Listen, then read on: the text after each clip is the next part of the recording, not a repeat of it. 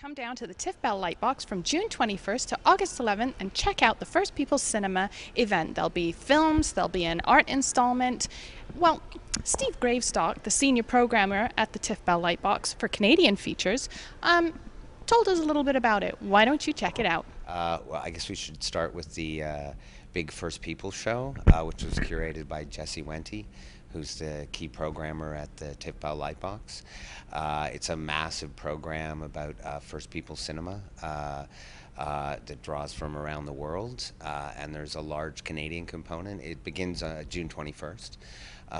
There's a large, there's an exhibition, an art exhibition, which has some major artists in, including Kent Monkman, and a very significant film program, including a number of films from Zacharias Canuck and the collective he was part of, including a film called Before Tomorrow, which won the best Canadian First Feature Prize at the Toronto International Film Festival a couple years ago, and including two of his features, Achin Arjuad or Fast Runner, which was a huge hit when it was released, or it caused a huge stir, played Cannes, played the Toronto Film Festival, and Journals of Nude Rasmussen, which opened the festival a couple years later.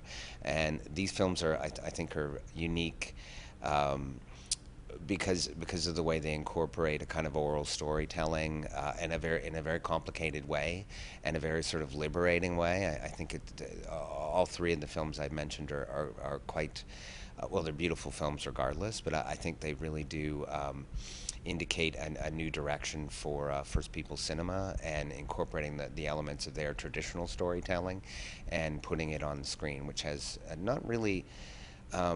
I don't think it's happened in quite this way before. So those films are real landmarks. The trilogy is really hard to find. Generally the cinema is really hard to find anywhere. So I think it's particularly awesome that this event is going on. I would recommend you come and see the Runner series, definitely the Fast Runner series. So, and it's not just Canadian productions, is it? It's featuring four countries? It's international. I believe there's films from New Zealand, Australia, from the Philippines. So it's dealing with. It is dealing with First People cinema on a global basis, for sure. And a lot of those films are equally as good. Busong, I think, is quite strong, which played Cannes last year. And it's a very interesting kind of exploration of a combination of Filipino folk tales. And it's quite a strong and beautiful movie. Nice. I also noticed there was Real Engine, and I saw that documentary. I think it came out a couple of years ago. Yeah, we played it at TIFF. Actually, Jesse's in it because of his expertise on the issue. Yeah. But that's a very strong and frequently a very funny piece about how Native people were represented or not represented in Western cinema or the Western genre. Obviously it's Hollywood movies primarily, or I think almost exclusively. But there's numerous the researchers on the film. It's directed by Neil Diamond, not that Neil Diamond, the director.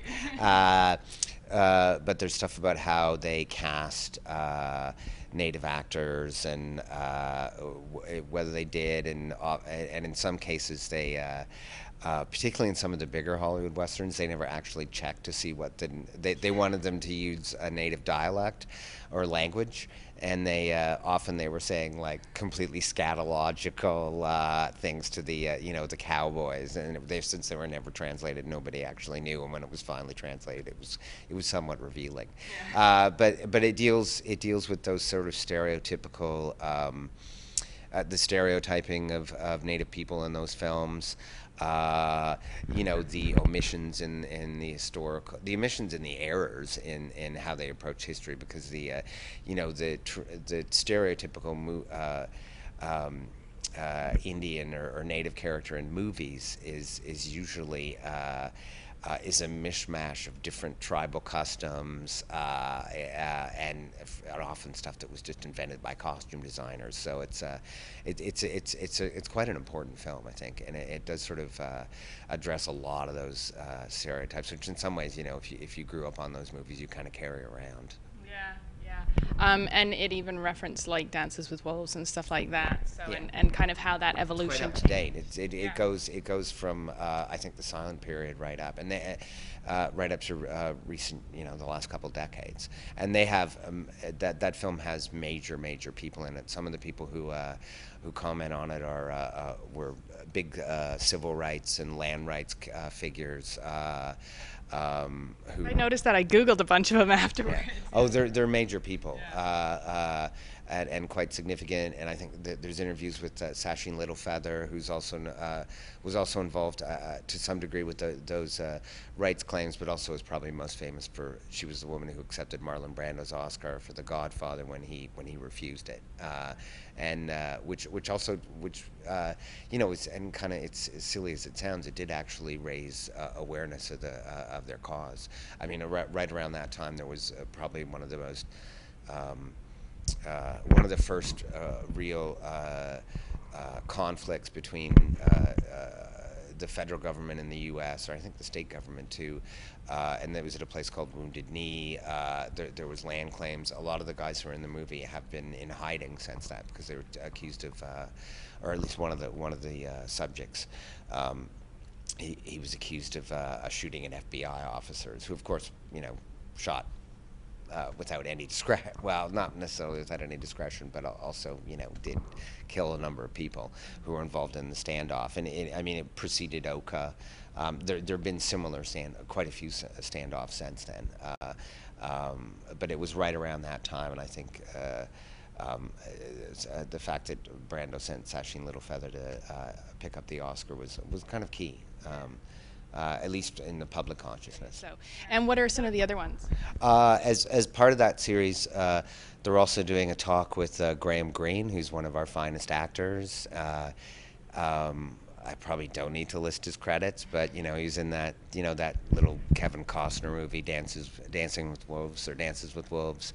Has been in numerous major productions. Thunderheart. Was in, I think, one of the most intriguing films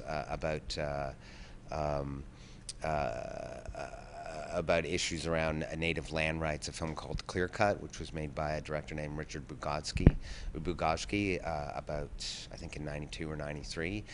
Quite a powerful and disturbing film, and he's quite exceptional in it.